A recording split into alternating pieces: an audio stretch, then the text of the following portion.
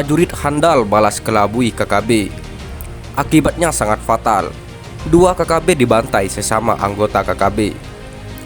Hari itu berhembus kabar akan adanya penyerangan oleh gerombolan KKB ke pos keamanan TNI yang berada di Kampung Soko, bukan nama sebenarnya. Menurut kabar yang senter beredar, penyerangan akan dilakukan pada hari Kamis sekira pukul 12 siang. Bukannya panik, para prajurit dari pos Soko tetap tenang dan beraktivitas seperti biasa. Karena aparat ini sudah tahu ada 2 oknum warga yang menjadi mata-mata KKB, sengaja menghembuskan kabar tersebut.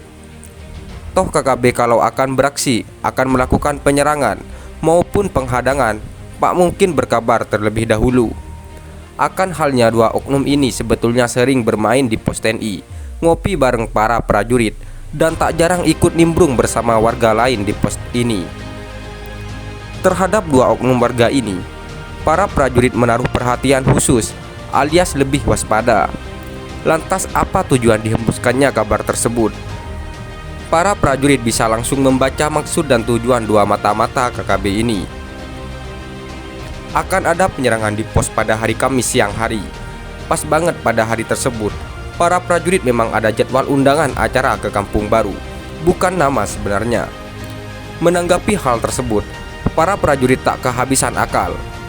Pada saat beberapa warga tengah ngumpul bareng di pos keamanan TNI, dan kebetulan salah seorang mata-mata KKB juga hadir sambil menikmati kopi dan ubi rebus bersama warga. Salah seorang prajurit mengatakan pada prajurit lainnya dengan agak keras bahwa TNI dari 3 Matra serta Brimob akan melakukan serangan besar-besaran ke markas KKB, serta akan memporak-porandakannya, termasuk pos-pos singgah dari KKB. Dan serangan akbar ini akan dimulai pada hari Kamis jam 11 siang. Dan pada hari yang sama akan dilakukan penangkapan pada 2 mata-mata KKB.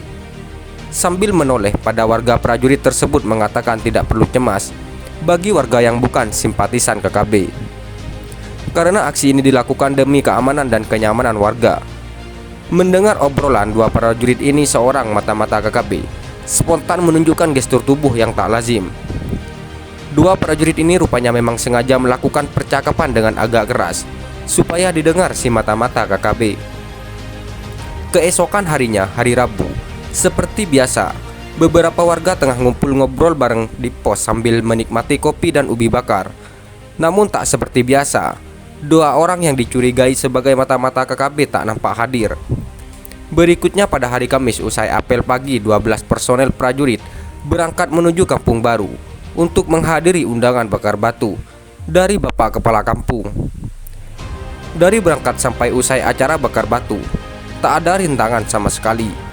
Begitu juga saat pulang kembali ke pos, semuanya berjalan dengan lancar. Bahkan saat bakar batu, tak nampak di acara tersebut acara yang sangat diidam-idamkan KKB, karena banyak makanan dibagikan. Pada hari Kamis tak ada penyerangan dari KKB ke pos TNI, karena itu hanya akal-akalan KKB supaya para prajurit sepanjang hari Kamis siaga di pos dan tidak menghadiri acara bakar batu. Ketidakhadiran para prajurit ini rupanya bakal dimanfaatkan KKB untuk bisa menikmati suguhan mewah, tapi gratis. Bagaimana dengan 2 mata-mata KKB tersebut? 2 orang tersebut tak berani lagi nongol di Kampung Soko, dan kemungkinan juga mereka berdua sudah jadi mayat karena membawa berita bohong ke markas KKB dengan mengabarkan akan adanya penyerangan besar-besaran dari aparat TNI Polri ke markas KKB. Padahal faktanya tidak ada penyerangan dari aparat TNI Polri. Dan yang pasti trik murahan KKB tak mampu mengelabui para prajurit handal ini. Senjata dibalas senjata, bualan juga dibalas bualan.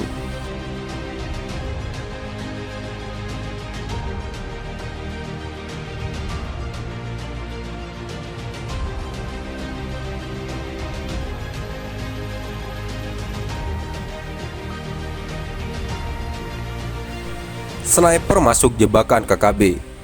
Tiada jalan mundur. Para prajurit handal lakukan hal mengejutkan.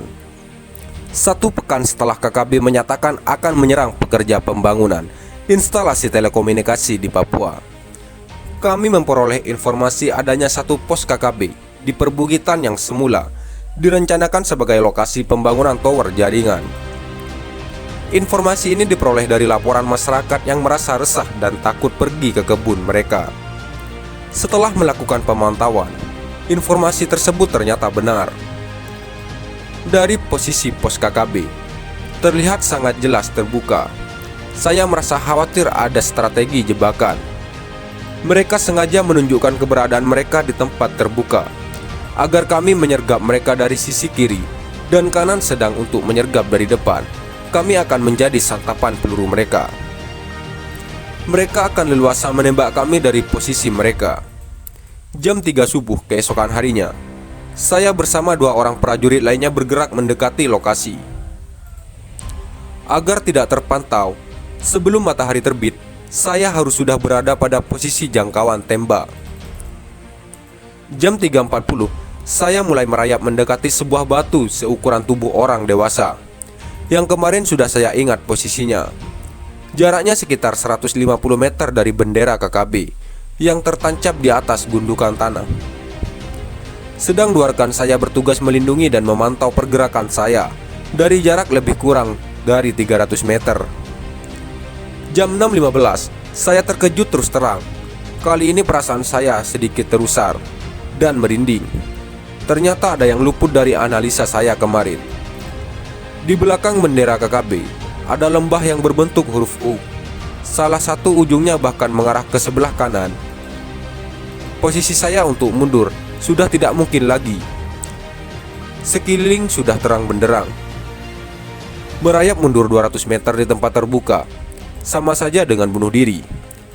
Tidak ada pilihan lain selain bertahan dalam posisi saya saat ini. Saya memberi isyarat kepada 2 rekan saya untuk lebih membuka jarak dan lebih mendekat lagi ke posisi saya. Saya memasang peredam senapan. Jam 6.25, satu anggota KKB terlihat duduk di dekat bendera sambil menenteng senjata laras panjang. Saya tidak melakukan penembakan karena khawatir justru akan menunjukkan posisi saya, serta untuk memberi waktu kepada 2 rekan saya yang bergerak lebih maju. Jam 7.10, seorang anggota KKB kembali terlihat di belakang gundukan tanah. Satu tembakan melesat dari senapan saya yang disusul tembakan berikutnya dari rekan saya. Kontak tembak pun terjadi. Beberapa tembakan KKB datang dari celah-celah gundukan tanah. Dalam hingar-bingar suara tembakan, setidaknya ada 3 tembakan akurat yang saya lepaskan. 10 menit kemudian, suara tembakan mulai mereda. Selama kontak tembak, tidak satu peluru pun yang mengarah ke posisi saya. KKB sama sekali tidak mengetahui keberadaan saya. KKB fokus melakukan tembakan ke arah posisi 2 rekan saya. Sesuai strategi yang sudah kami rencanakan, 2 rekan saya akan bertahan dengan melakukan sekali tembakan. Saya harus diambil posisi saya sampai menjelang malam. Air mineral yang saya bawa sepertinya tidak cukup untuk mengimbangi rasa haus karena panasnya matahari. Jam 17.50, sekeliling saya mulai gelap. 2 rekan saya kembali membuka tembakan untuk mengalihkan perhatian KKB. Kontak tembak kembali terjadi. Saya pun berangsur mundur. Jam 18.30, saya sudah bergabung dengan 2 rekan saya dan selanjutnya kembali ke pos penjagaan. Video ini melansir dari kanal YouTube. Sekian dan terima kasih. Jika ada salah kata, kami mohon maaf. Jangan lupa like, komen, dan subscribe.